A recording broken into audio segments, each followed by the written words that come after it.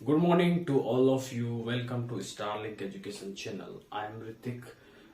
Today we will discuss a very important topic and topic is apostrophe. Apostrophe जिसको ये एक punctuation mark है जिसको बहुत ज़्यादा यूज़ किया जाता है लैंग्वेज में, इंग्लिश लैंग्वेज में। वैसे हिंदी में भी होता है लेकिन अलग तरीके से उसको यूज़ किया जाता है और इंग्लिश में भी होता है। कैसे होता है इसको हम समझेंगे। तो आज हम पढ़ेंगे एपोस्ट्रोफे। व्हाट एपोस्ट्रोफे?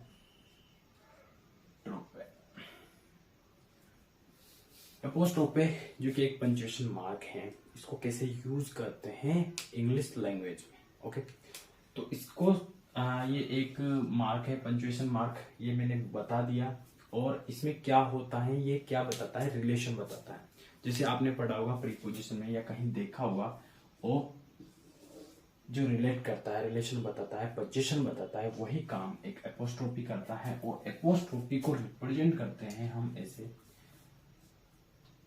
ओब्लिक की मतलब ऐसे रिप्रेजेंट करते हैं, ऐसे डेस में एपोस्ट्रोफी को रिप्रेजेंट किया जाता है लाइक दिस। ओके, तो ऑफ की जैसे ऑफ द्वारा रिप्रेजेंट करते हैं जिस पर्सन को या मतलब जैसे फ्रेज को, जैसे कि हिंदी में हम देखते हैं जैसे कि राम का घर है, हिंदी में लिखते हैं जैसे हम राम का घर। तो इसी को अगर मैं इंग्लिश में लिखूं तो कैसे लिखूंगा, जैसे कि हाउस ऑफ राम। अच्छा, बोथ आर सेम। ये हिंदी लैंग्वेज के अकॉर्डिंग है और ये इंग्लिश लैंग्वेज के अकॉर्डिंग है। मैंने इसके पहले वाले वीडियो में बताया था कि हिंदी लैंग्वेज में पोस्ट पोजीशन यूज होता है। और यहाँ पर जो ये जो का है वो एक पोस्ट पोजीशन का काम कर रहा है। यस, यहाँ पर ये पोस्ट पोजीशन का काम कर रहा है, लेकिन यहाँ पर जो ऑफ है ये प्रीपोजिशन का काम करता है। इसका मतलब बोथ आर सेम, बट इसमें पोस्ट पोजीशन है, इसमें ये प्रीपोजिशन का काम कर रहा है। इसलिए इन वर्ड की जो अरेंजमेंट है वो चेंज हो जाती है। इसमें जो घर है वो जो पीछे है वो आगे आ जाता है और जो राम है वो पीछे आ जाता है। इसी पोस्ट पोजीशन और प्रीपोजिशन के अकॉर्डिंग आ जाता है। और इस इंग्लिश लैंग्वेज में, किसमें, English language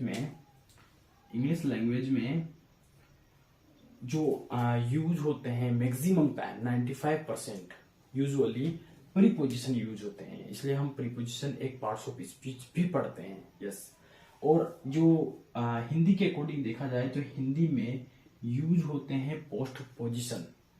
yes, 95% usually post position use होते हैं, लेकिन 5% एक्सेप्शन भी होते हैं जिसमें हम पोस्ट पोजिशन, अब यहाँ पर प्रीपोजिशन यूज होते हैं 95% में यूजुअली, लेकिन 5% में एक्सेप्शन भी होते हैं जिसमें हम पोस्ट पोजीशन यूज करते हैं। ओके, सिमिलरली यहाँ पर भी है राम का घर, तो इसमें भी जो पोस्ट पोजीशन यूज होता है यूजुअली, लेकिन 5% में हम प्रीपोजिशन भी यूज करते हैं। ओके, इसीलिए हमें हिंदी से इंग्लिश में ट्रांसलेट करने में प्रॉब्लम होती है। इसका यही रीजन है। फर्स्ट रीजन तो क्या है, प्रीपोजिशन, इसमें पोस्ट पोजीशन यूज होता है और इसमें प्रीपोजिशन यूज होता है।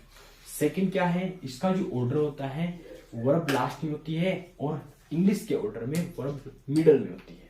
ओके, तो ये दो ही जो चेंजेस हैं इन दोनों लैंग्वेज में होते हैं, इसीलिए हमें समझ में प्रॉब्लम आती है।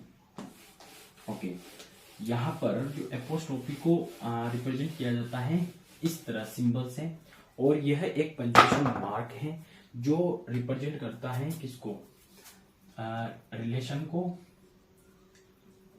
रिलेशन कर सकते हैं या पोजीशन कर सकते हैं। ओके, इन दोनों को रिप्रेजेंट करता है कौन, एपोस्ट्रोफी। ओके, एग्जांपल लेते हैं कुछ। इसको समझने से पहले, इस टॉपिक को समझने से पहले हम कुछ देखते हैं, जैसे नॉमिनेटिव कुछ केसेस होते हैं उनको देखते हैं, उनको डिस्कस करते हैं। वो भी इंपॉर्टेंट होते हैं। सेंटेंस लेंगे और उस सेंटेंस में कहाँ कौन सा केस है, किस वर्ड को कौन सा केस बोलते हैं according to position. Okay, example लेते हैं लाइक दिस। केस देखते हैं कितने केस होते हैं वो लिख लेते हैं। फर्स्ट होता है नोमिनेटिव केस। सेकंड होता है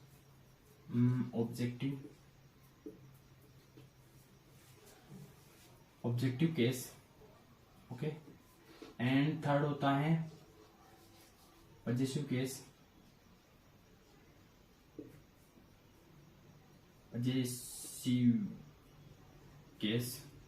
एंड फोर्थ होता है वोकेटिव केस। अब इन चारों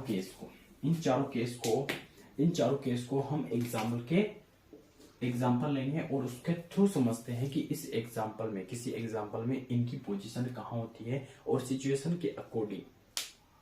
के अकॉर्डिंग इनको क्या बोला जाता है। इसी अगर नॉमिनेटिव केस को बोले तो इसको सब्जेक्टिव केस भी कहते हैं।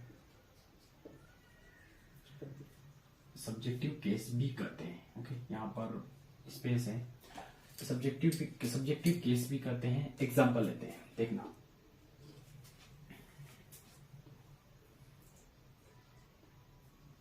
Ram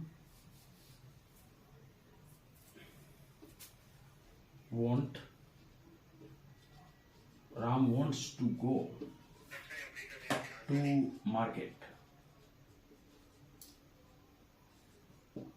Okay. Ram wants to go to market. तो इस सेंटेंस में इसको हम सेंटेंस भी कह सकते हैं, इसको यूज भी कह सकते हैं। अगर हम यूज करते हैं तो यूज में दो ब्रांचेज होती है या टू स्किल्स होती है। कौन कौन सी होती है? Writing and second is speaking. Okay, हम यूज कर सकते हैं किसी भी सेंटेंस को जिसमें हमारी थॉट होती है, किसी भी सेंटेंस पे जिसमें हमारी थॉट होती है, ओपिनियन होते हैं, हमारे आइडियाज होते हैं, उसको हम यूज कर सकते हैं स्पीकिंग में, और सेकंड इज राइटिंग में यूज कर सकते हैं। तो चलते हैं इसमें। जो फर्स्ट है नॉमिनेटिव केस या सब्जेक्टिव केस कौन सा होता है? यहां पर जो राम है इसी को क्या बोला जाता है? Nominative case. ओके, जो किसका सब्जेक्ट है? इस वर्ब का सब्जेक्ट है। ओके, एंड इसी में सेकंड एग्जांपल लेते हैं, यहां पर लिख देते हैं हम नॉमिनेटिव केस।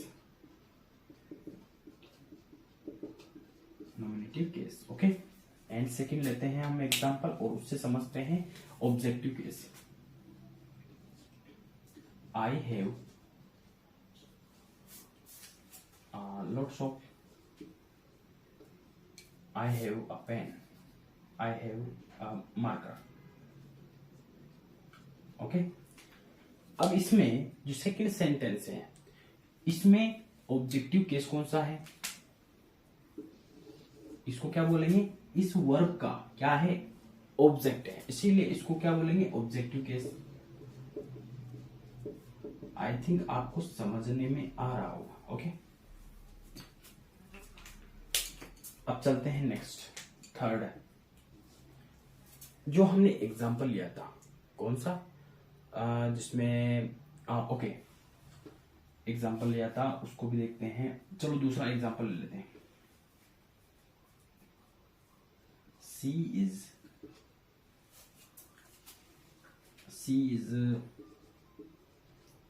सिस्टर। इसी में एक और एग्जाम्पल लेते हैं। ये फर्स्ट एग्जाम्पल, ये सेकंड एग्जाम्पल लेते हैं। This is Ram's house. इन दोनों में पजेसिव केस, पजेशन जो अधिकार बताता है उसी को पजेशन कहते हैं, जिसमें अधिकार होता है। तो यहाँ पर हर पोजीशन रिप्रेजेंट कर रहा है। तो इसी को हम क्या लिख सकते हैं? इसी को यहाँ पर भी पोजीशन दिखा रहा है और इसी को हम क्या लिख सकते हैं? This is house of Ram.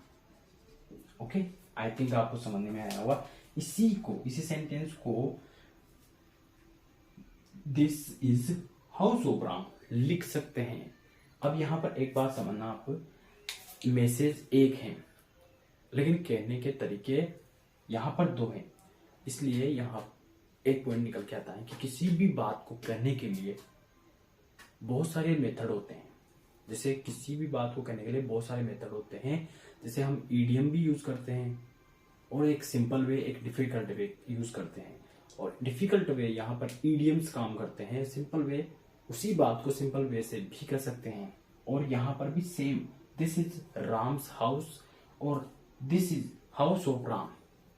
हम बता रहे हैं, हम इंडिकेट कर रहे हैं कि यार ये जो घर है राम का है। उसी बात को हम इस तरीके से भी रिप्रेजेंट कर सकते हैं और इस तरीके से भी रिप्रेजेंट कर सकते हैं। मैसेज तो सेम है लेकिन लिखने के तरीके डिफरेंट है। यहाँ पर जो यूज हुआ इस सेंटेंस में, हमने एपोस्ट्रोफी लगाकर वो मैसेज दिया और वही मैसेज हमने यहाँ पर ऑफ लगाकर, ऑफ जो क्या है एक प्रीपोजिशन है, उसको लगाकर हमने वही मैसेज दिया। तो याद रखना, किसी भी बात को करने के बहुत सारे तरीके होते हैं लेकिन जो बेस्ट तरीका होता है वो बहुत कम होते हैं।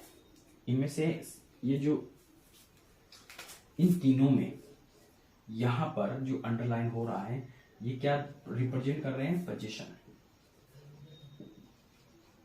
ओके, तो ये क्या हो गया? Positive case. Okay, I think आपको समझने में आया होगा। चलते हैं नेक्स्ट सेंटेंस लेते हैं। और जैसे मैंने किसी को बोला, गिव मी ब्रदर, मैं कुछ गिव मी ब्रदर, तो मैं कुछ ले रहा हूं किसी दोस्त से या दोस्त है, तो मैं क्या बोला मैंने? गिव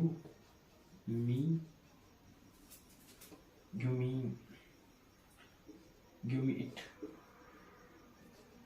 यहां पे लिख देता हूं ब्रदर। ओके, तो यहां पर जो मैंने बोला गिव मी इट ब्रदर, मैंने कुछ जैसे मार्कर है, मैंने बोला उसको कि गिव मी इट या गिव मी मार्कर ब्रदर। तो यहां पर जो ये जो लिखा मैंने, इस कोमा जो लगा हुआ है इसके जो बाद लिखा, ये जो स्ट्रक्चर होता है, ऐसा स्ट्रक्चर ये वोकेटिव केस का होता है। किसका? Vocative case.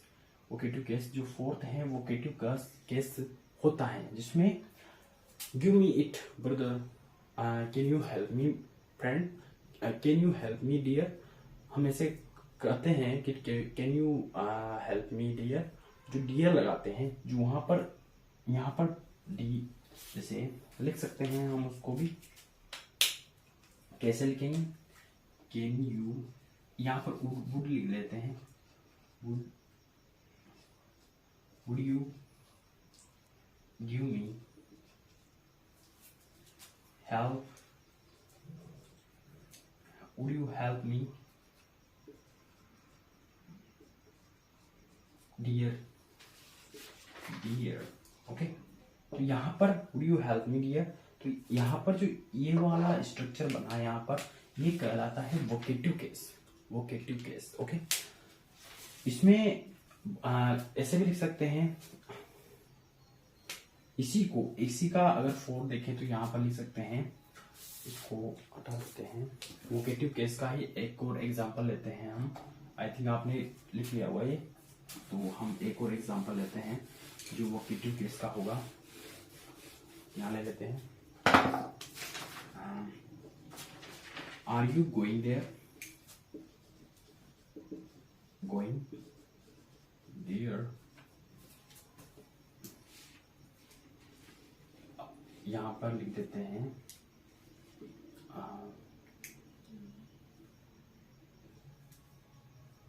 डियर, इसमें भी डियर लिख देते हैं और एक क्वेश्चन मार्क लगा देते हैं। Are you going dear. तो यहाँ पर जो ये जो स्ट्रक्चर बना, इसी को यहाँ पर जो स्ट्रक्चर बना, ये वोकेटिव केस होता है और कहते हैं। आई थिंक आपको समझने में आया होगा। ऑब्जेक्टिव केस, पॉजिटिव केस, और सेम मैसेज को हम ऐसे भी लिख सकते हैं, एक पजेसिव केस के थ्रू और एपोस्ट्रोफी के अकॉर्डिंग और प्रीपोजिशन के अकॉर्डिंग। आई थिंक चले हम अब हम एक टेबल बनाते हैं और उस टेबल में इन चारों को रिप्रेजेंट करेंगे। ओके, और उस टेबल में प्रोनाउन होंगे और उन प्रोनाउन को लिखने के बाद हम सेंटेंस बनाएंगे उस टेबल के थ्रू, ताकि वो अच्छे से समझने में आ जाए। ओके,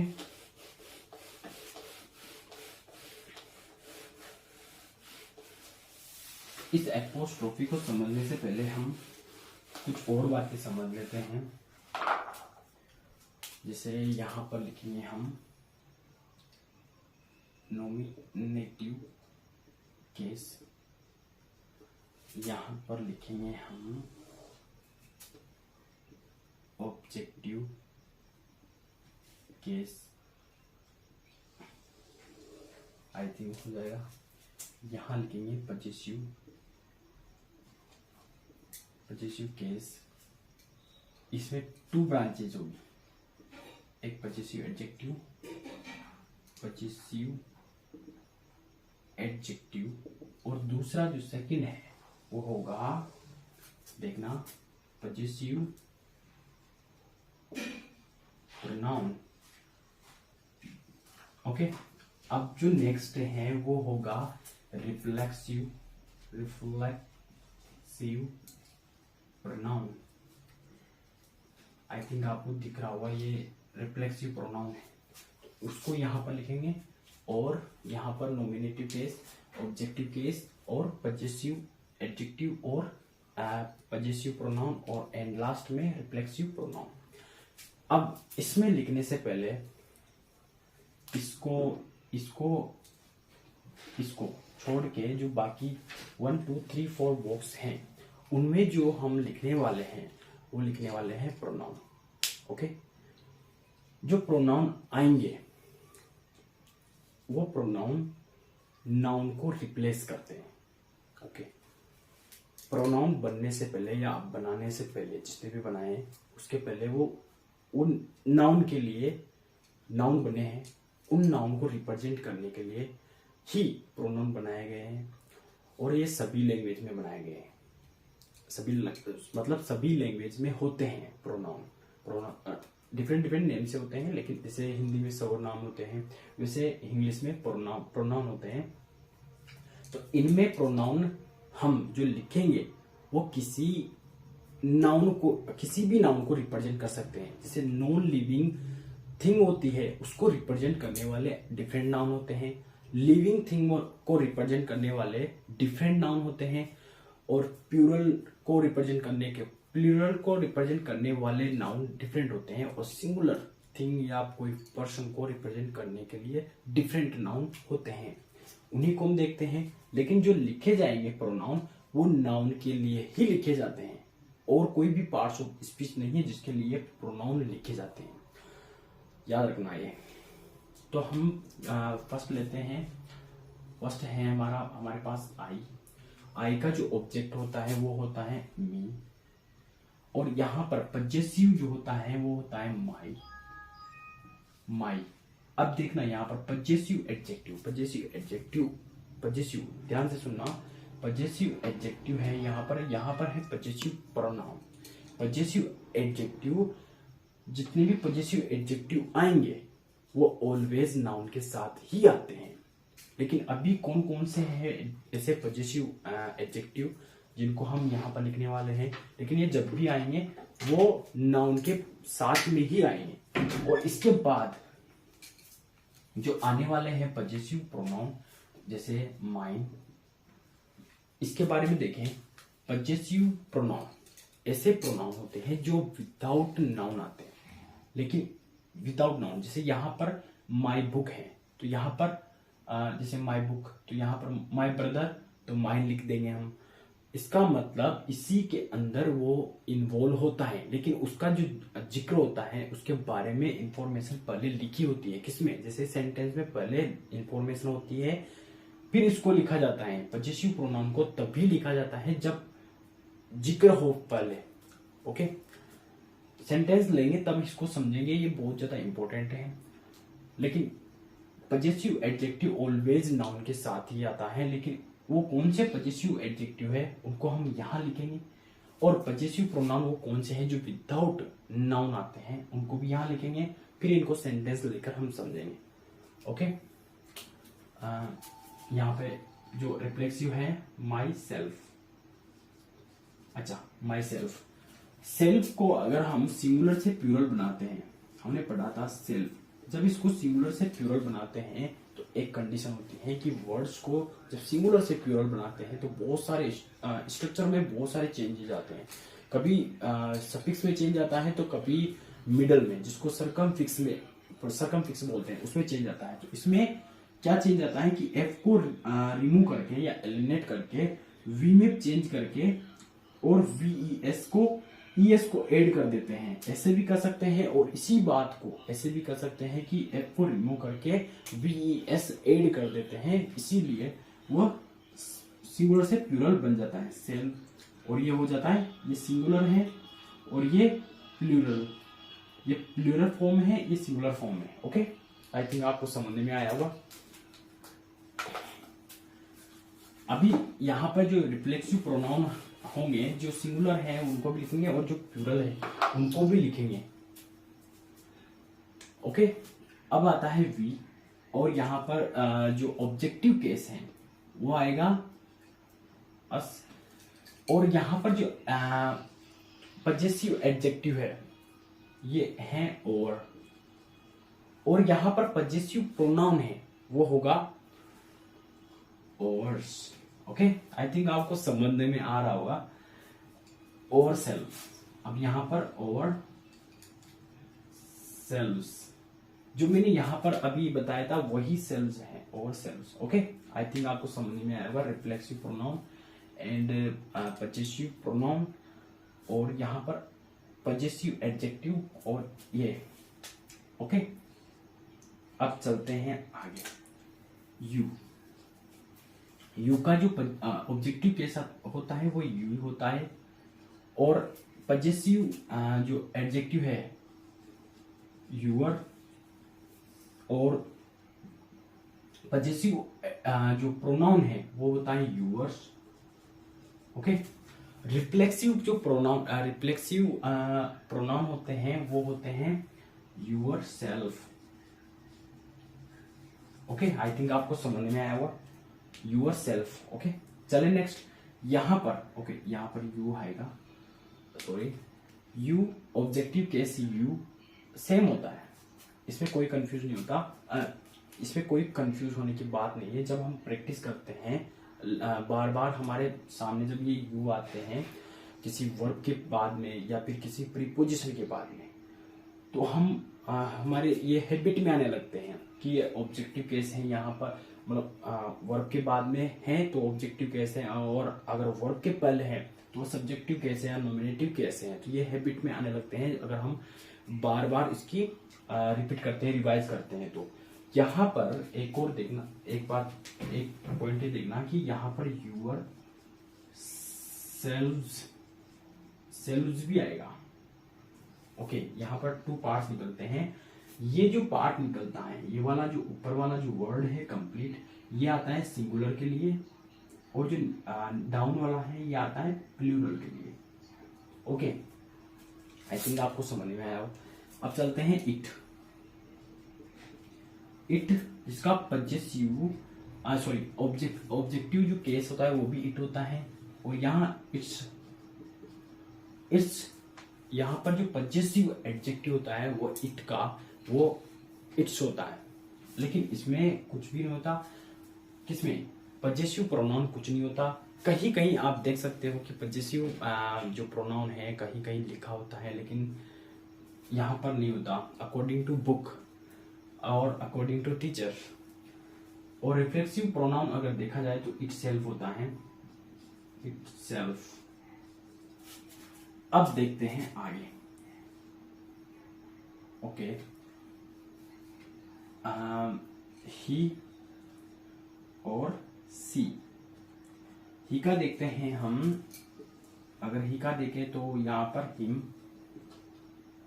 और यहाँ पर हिज, इसका भी his, himself, himself sorry, himself. Okay, next चलते हैं सी, सी का हर, यहाँ पर भी हर, और यहाँ पर हर, और यहाँ पर हर सेल्फ। ओके, इनको हम एग्जाम्पल से समझेंगे। अब इन सभी के लिए, इनके लिए और इन सभी के लिए प्लूरल फॉर्म क्या होगी? ओके, इन सभी के लिए प्लूरल फॉर्म क्या होगी? दे। ओके, दे का them, their, theirs, okay, then themselves, themselves। Okay, I think आपको समझने में आया होगा। अच्छा, ये जो टेबल बनाई मैंने, इसमें इसको छोड़ के, इससे पॉजेसिव एडजेक्टिव को छोड़ के जितने भी वर्ड हैं वो सभी प्रोनाउन हैं, और ये सभी वर्ड नाउन को ही रिप्रेजेंट करते हैं, नाउन की जगह पर ही आते हैं, और किसी भी वर्ड को रिप्लेस नहीं करते। याद रखना, ये word possessive pronoun, reflexive pronoun और ऑब्जेक्टिव केस और नॉमिनेटिव केस, ये सभी किसको रिप्रेजेंट करते हैं? नाउन को ही रिप्रेजेंट करते हैं। नाउन का बार बार रिपीटेशन को, नाउन के बार बार रिपीटेशन को रोकने के लिए हम प्रोनाउन का यूज करते हैं। ओके, ताकि ये सुंदर बने। ये भी एक इसका पॉइंट है। प्रोनाउन को क्यों बनाया गया या क्यों यूज करते हैं लैंग्वेज में? क्योंकि नाउन के रिपीटेशन को रोकने के लिए, इस लैंग्वेज को या सभी लैंग्वेज को और अच्छा बनाने के लिए प्रोनाउन यूज किए जाते हैं। हिंदी में भी करते हैं, इंग्लिश में भी करते हैं। इस टेबल के अकॉर्डिंग हम कुछ एग्जांपल्स लेंगे और समझने की कोशिश करेंगे इनको कैसे यूज कर सकते हैं हमारी लाइफ में। और एक पॉइंट है कि देखो, यहाँ पर ये सभी क्या है? वर्ड है, दिख रहे होंगे। लेकिन ये सभी वर्ड यूज होते हैं स्पीकिंग में, राइटिंग में। जब दोनों में यूज हो जाते हैं तो हम रीडिंग के थ्रू और लिसनिंग के थ्रू इनको देख सकते हैं और फील कर सकते हैं। इसलिए हम इनको जब इंग्लिश की कोई भी बुक है या न्यूज़पेपर है या फिर कोई मूवी है, उसमें इनको देख सकते हैं इजीली किसी दूसरे वर्ड के साथ, या इनको सिंगल देख सकते हैं जो किसी ना किसी नाउन को रिप्रेजेंट करते हैं। ओके, आई थिंक ये तो समझने में आया होगा। ये वर्ड हैं, लेकिन इनका जब तक यूज नहीं होगा तब तक इनकी कोई भी वैल्यू नहीं है। तो इनको यूज करने के दो ही वेज हैं, कौन सा? स्पीकिंग और राइटिंग। तो यूज कीजिए, और यूज करने के बाद आप उनको लिसनिंग और रीडिंग के दो ही सोर्स हैं जिनमें हम देख सकते हैं इनको यूज होता हुआ। ओके, आई थिंक मैं आपको बताऊं तो ये न्यूज़पेपर है, ऐसे न्यूज़पेपर है, इंग्लिश न्यूज़पेपर है, तो इसमें हम इनको यूज होता हुआ देख सकते हैं। ओके, रीडिंग में। और जब मूवी देखते हैं तो हम सुन भी सकते हैं, लिसनिंग में इनको यूज होता हुआ। तो ये वर्ड हैं, लेकिन इनको जब तक यूज नहीं करेंगे तब तक इम्पोर्टेंट नहीं है। तो इसका मतलब हमें यूज करना चाहिए। अब मैं नीचे से इसको इरेज करता हूँ और कुछ एग्जाम्पल लेता हूँ। Okay,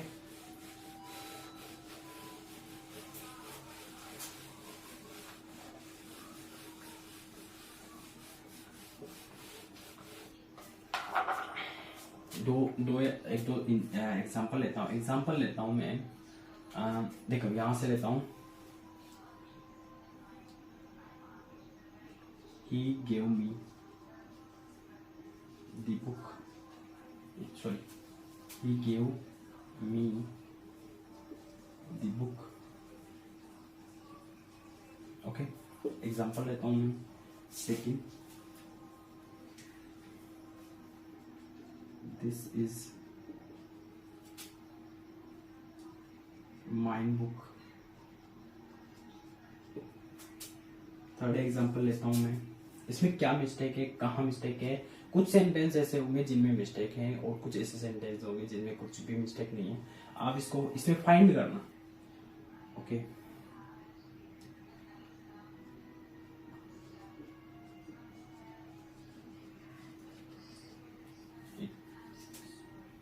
your spam,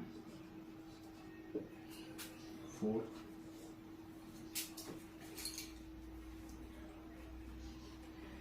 your brother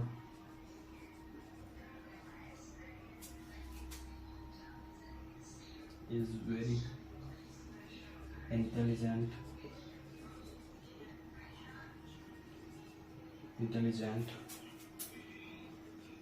but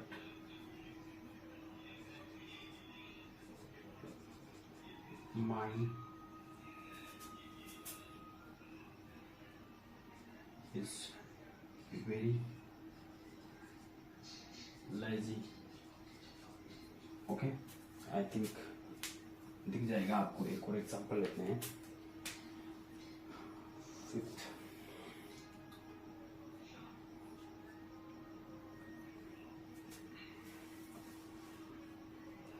example लेते हैं।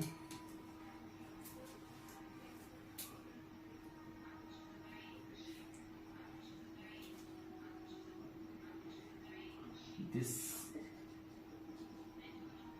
कार इज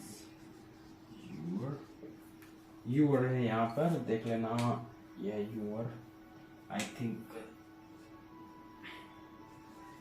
ओके, अब इसको समझते हैं हम। 5 एग्जाम्पल लिए हमने और इसमें देखते हैं इनका यूज।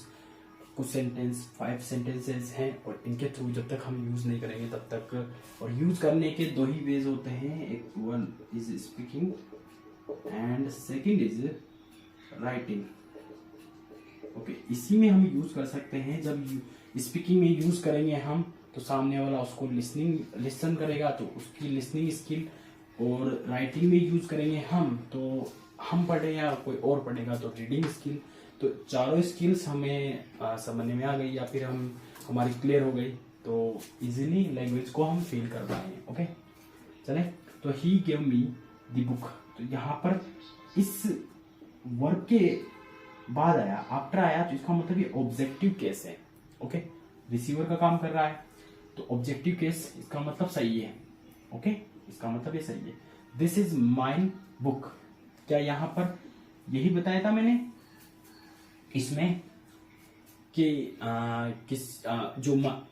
ये जो वर्ड है पजेसिव प्रोनाउन, उनके साथ कोई भी नाउन नहीं आएगा, ये बताया था मैंने। क्या यहाँ पर ऐसा है? नहीं है। तो यहाँ पर क्या आएगा? हम माई लिखेंगे यहाँ पर। ओके, तब ये सही होगा। This is my book. Next है इट इज यूअर्स पेन, क्या ये सही है? ये वाला तो सही है, क्या ये सही है? यूअर्स पेन, क्या ये, चलो यहाँ पर लिख देते हैं नाउन। नाउन के विदाउट नहीं आएंगे, तो यहाँ पर क्या कौन सा वाला है? यहाँ पर ये नाउन के विदाउट आएंगे, विदाउट नाउन आएंगे। ओके, तो यहाँ पर विदाउट नाउन है, क्या विद नाउन है, इसका मतलब इसको यूअर्स को यूअर करना पड़ेगा तब ये सही हुआ। ओके, आई थिंक आपको समझ में आ रहा होगा। Your brother is very intelligent but mine is very lazy, क्या ये सेंटेंस सही है? यस, ये सेंटेंस सही है। यहाँ पर जो माइन है उसका जो मीनिंग है, यहाँ पर याद रखना, माई ब्रदर। वाई यहाँ पर ब्रदर क्यों है? क्योंकि ब्रदर को पहले ही डिस्क्राइब कर रखा है। देखो, okay, your brother is very intelligent, your brother is very intelligent but mine is very lazy.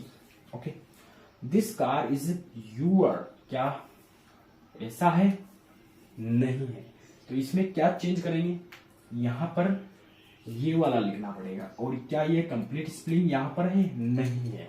इसका मतलब यहाँ पर क्या ऐड करेंगे? एस को ऐड करेंगे, तब ये सही निकलेगा। आई थिंक आपको ये समझने में आया होगा। ये हमने कुछ एग्जांपल्स लिए थे और ये टेबल समझने की कोशिश की। ओके, अब मिलते हैं हम नेक्स्ट क्लास में।